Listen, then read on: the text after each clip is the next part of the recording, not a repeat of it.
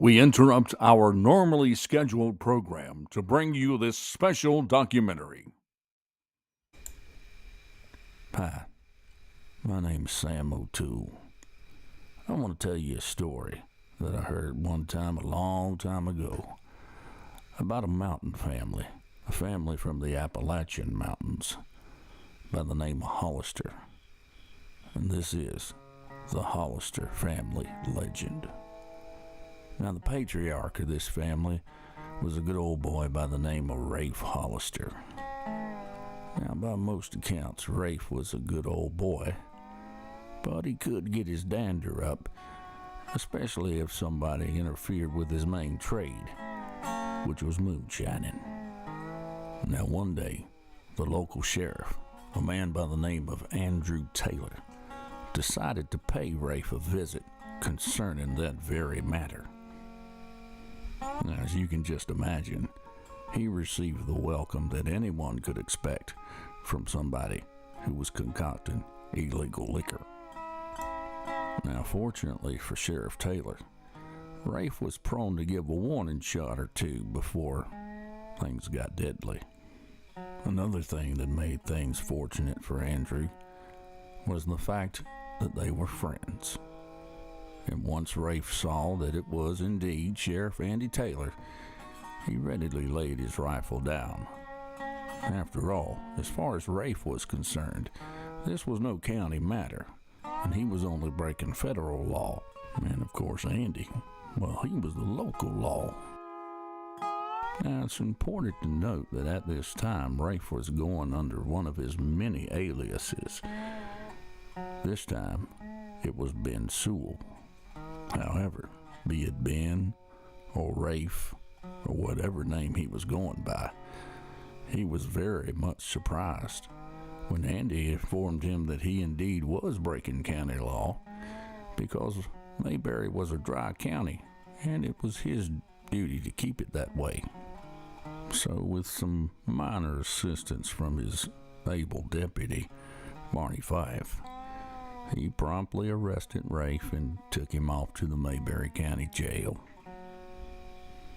Now, at first, Rafe didn't take too kindly to this, even though he and Andy had hunted and fished together, and as far as he was concerned, were pretty good friends.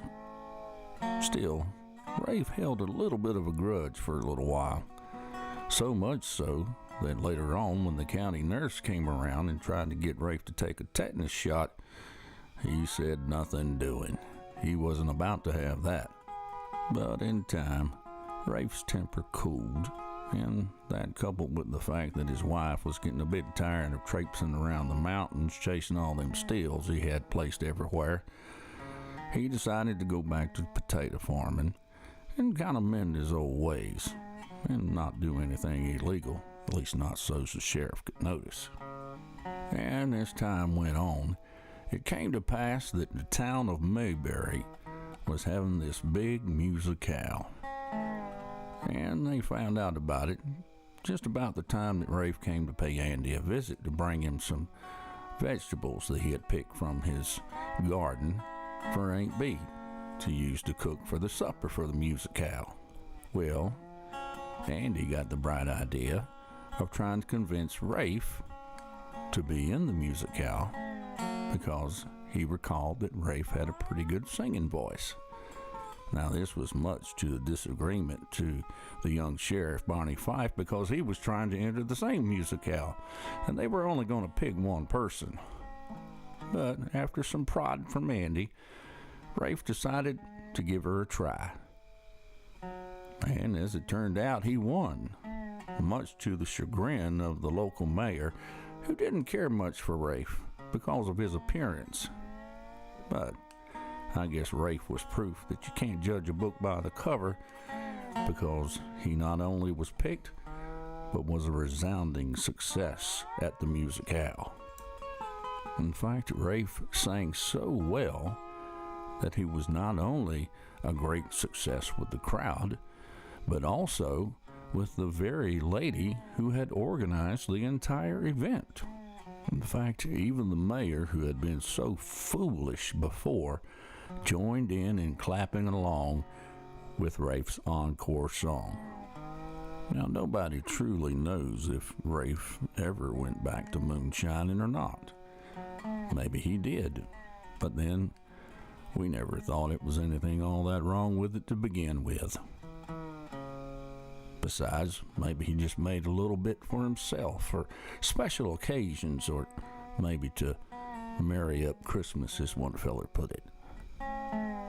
Either way, by all accounts, Rafe lived out a happy life, and for the most part, lived the straight and narrow. But now here is where the story gets very interesting, because most people don't know that Rafe and his wife had a son, Rafe Hollister Junior. Now, Rafe Jr. was old enough to learn his daddy's trade before Rafe Sr. started to phase it out a bit, so he knew quite well how to make high-quality moonshine. In the meantime, Sheriff Andy Taylor had retired from being sheriff and took a job as a postmaster somewhere in Ohio. And all the succeeding sheriffs have had their problems and their run-ins with this one man, Rafe Hollister Jr. Now, we're not saying that Rafe Sr. supported his actions or that he didn't raise him right. In fact, as far as we know, Rafe and his wife raised Junior to be a good, Bible-believing Christian man. But you have to understand, when it comes to moonshine, well, now that's a whole different thing. Because you see, mountain folk mentality is that when you're making moonshine, the only ones you're cheating are the government. And that's all they care about, is getting that tax money. And why shouldn't you cheat the government? Well, they've been cheating all of us for years and years.